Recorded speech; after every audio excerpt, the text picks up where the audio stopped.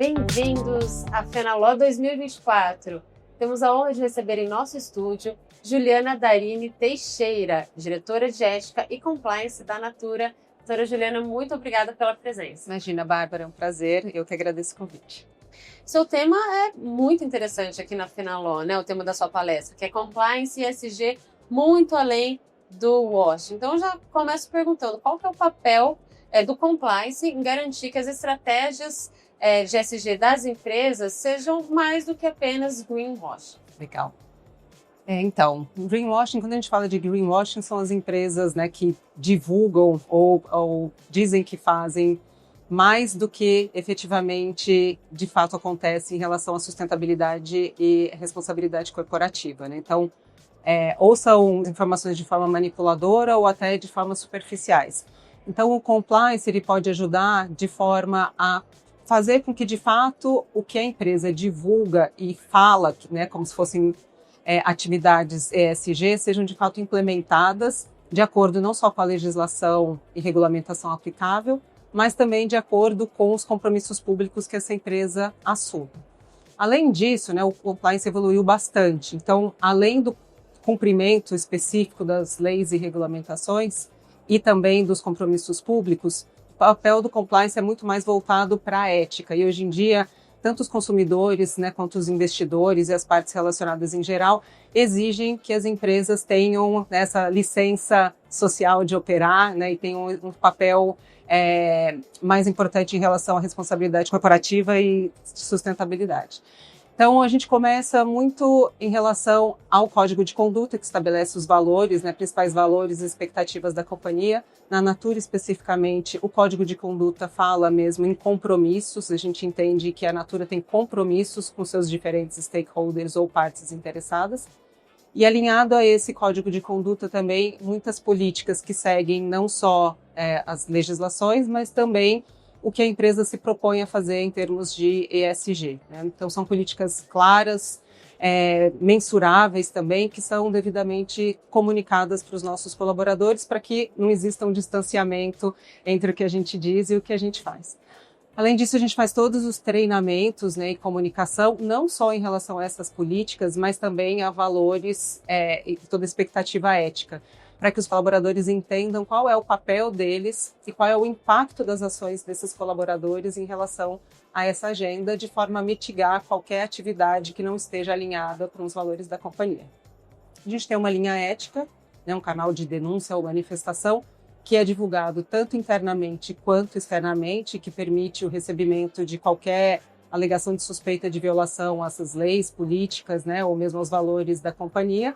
E após o recebimento de qualquer denúncia, a gente faz uma investigação interna imparcial para garantir uma resolução rápida e eficaz, né, dos problemas eventualmente apurados. E, por fim, a gente entende que não dá para fazer tudo isso sozinho, que é muito importante o papel dos nossos fornecedores e dos parceiros que a gente tem, né? Então, a due diligence ou background checking feito por compliance para entender quem são os nossos fornecedores, os nossos parceiros, se eles estão alinhados dentro dessa expectativa, mas não é só exigir que eles estejam alinhados, né, com essa expectativa, mas também apoiá-los para que eles também subam a barra, né, e tenham também, a gente ajude que eles implementem tanto programas éticos, também relacionados à questão de responsabilidade social e ambiental. Uhum. E Juliana, a governança inclusiva é um dos pilares do ESG. Quais medidas a Natura implementou para garantir diversidade e inclusão em suas operações e também nessas relações que você citava com os fornecedores? Legal. A governança inclusiva, né, ela entende sobre a importância de ter diversos olhares, né, para colaborar na tomada de decisão, né, ter uma estrutura e uma tomada de decisão que contemple olhares diferentes, né? Então, a gente entende de duas formas diferentes. A primeira em relação a uma liderança inclusiva. Então, a Natura tem metas relacionadas a ter mais mulheres, pessoas negras ou minorias no papel de liderança, mas também isso porque, né, a gente entende que não só possibilita uma justiça, mas também traz um olhar inovador, né, ajuda na inovação, traz perspectivas diferentes para a tomada de decisão. Além disso, a gente entende que o engajamento dos stakeholders é muito importante. Então, para isso a Natura trabalhou numa matriz de materialidade que foi construída de forma colaborativa entre diversos stakeholders que proveram feedbacks sobre o que seria importante para esses stakeholders, né, de forma a possibilitar que a Natura direcione não só os investimentos, né, mas também priorize metas e iniciativas que não só possibilitem, né, um retorno financeiro, né, que sejam interessantes para o negócio, mas também que tenham um impacto positivo para todos esses stakeholders. Então, além de todas as medidas que a gente tem visando essa liderança inclusiva, né, que são as metas, as políticas de inclusão, que também prevêem um respeito no local de trabalho, uma série de treinamentos e comunicação para fazer com que esse ambiente de trabalho seja inclusivo, acolhedor e respeitoso. O canal de denúncia, né, como a gente já mencionou também, que apoia essas outras iniciativas, diversas parcerias com as comunidades na Amazônia e também, né, para incluir essas minorias no mercado de trabalho. A gente também tem essa parte do engajamento dos stakeholders feito por meio da matriz de materialidade. Nossa, é um tema fascinante, né? E ainda falando desse universo de Natura, né? A senhora acabou de citar a Amazônia, né? Tem tentáculos, né? É um tema muito incrível. Então, pegando o gancho, né, nessa dimensão da Natura, olhando um pouco para o retrovisor, quais as lições aprendidas pela Natura ao longo dessa trajetória em termos de ESG? Bom, a Natura ela foi criada em 69 já baseada nesse conceito de sustentabilidade e de respeito às pessoas, né? Então, desde 1974, a Natura já trabalha com o modelo de venda direta, possibilitando que muitas mulheres de diversas classes sociais tenham uma possibilidade de renda e de trabalho. A Natura fala de refil também desde os anos 2000, quando ninguém falava de refil, trazendo uma consciência muito grande, né, em relação ao retorno das embalagens, né, a questão da circularidade das embalagens. Desde a virada do milênio, a gente lançou a linha Ecos, que é baseada nos ativos dos bioativos da Amazônia, também trazendo consciência sobre a importância de manter a floresta em pé, mas também ajudando, né, as comunidades ribeirinhas a terem outra forma de renda por meio da venda da sua matéria-prima. Então, desde sempre, a Natura já tem esse DNA focado em sustentabilidade, né? Quando a gente fala de governança, a Natura também já faz o relato, né, das informações muito antes de ser uma companhia de capital aberto. Então, de forma super pioneira, apesar de não ser exigido, a Natura entendia a importância da transparência na divulgação dessas informações, até para trazer uma maior confiabilidade, né, dos seus diferentes stakeholders. E também no seu próprio estatuto social, ela traz muito claramente que todas as atividades desenvolvidas pela Natura têm que considerar não só os interesses de curto e longo prazo da empresa e dos seus acionistas, mas também os impactos econômicos, sociais, ambientais e jurídicos em todos os stakeholders.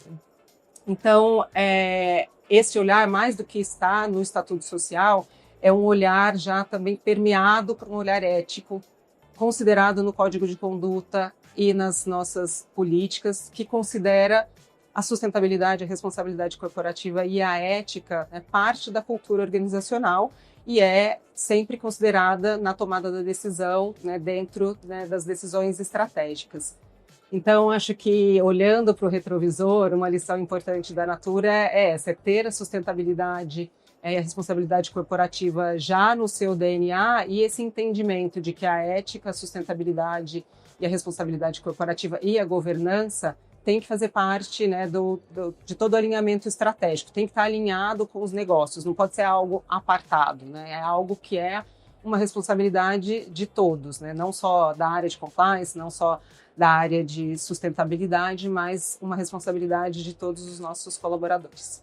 Muito interessante. E, doutora Juliana, como uma autoridade no assunto, uma especialista no assunto, como que a senhora enxerga o ESG e o compliance no futuro?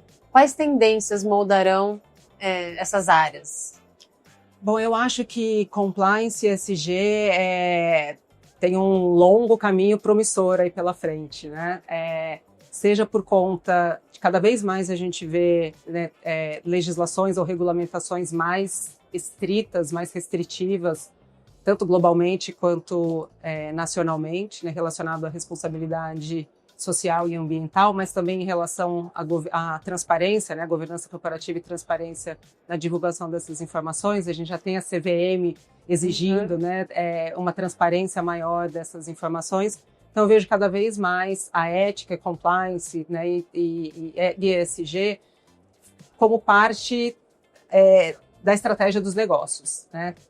Além de toda essa parte da regulamentação, e que compliance tem um papel super fundamental em garantir, né, o cumprimento dessas regulamentações, a gente também tem cada vez mais consumidores super antenados, né, ligados nas empresas que são socialmente responsáveis, preferindo consumir produtos de empresas socialmente, eu também, um escrutínio muito grande dos consumidores, não só dos consumidores, mas também dos colaboradores que querem, né, essa nova geração.